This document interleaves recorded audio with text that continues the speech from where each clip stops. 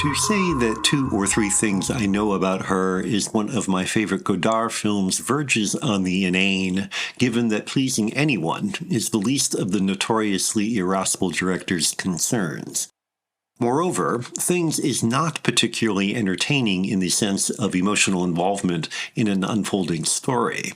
Rather, Godard takes the simple situation of housewife Juliette Janson, Marina Vladi, prostituting herself to pay for her way of life in Paris's high-rise suburbs as the starting point for an essay about consumerism.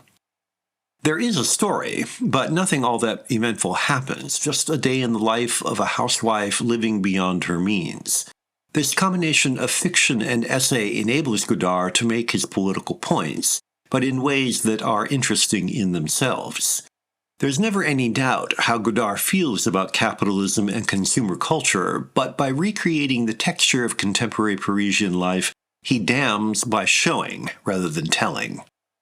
The her of the title is famously Paris, as well as Juliette, whose humdrum routine reveals not so much what is hidden behind the postcard as what is in plain view around it, ignored. Aside from her physical appearance, Juliette is not particularly interesting or appealing.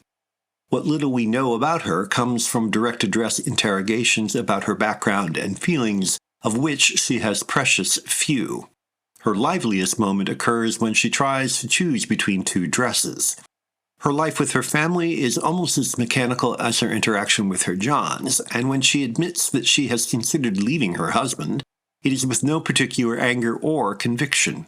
She might as well be talking about what she had for breakfast.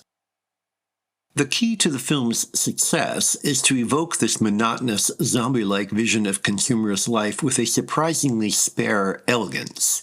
Godard's camera explores the subject with concise impassivity, encouraging us to derive our own conclusions. Or at least to think we are deriving our own conclusions, for free of the sometimes asinine postures he forced his actors and technicians to adopt in order to enliven his otherwise dry, juvenile, and pretentious preaching, Godard's calmly matter-of-fact execution here makes his tendentious argument feel patently true. At this point in his career, Godard's work fluctuated unpredictably between his increasingly critical perspective and his unquestionably original, often quite beautiful way of literally looking at the world. Two or Three Things provides a rare balance between the two. The striking imagery moves beyond what often feels like mere doodling in his other films from the period.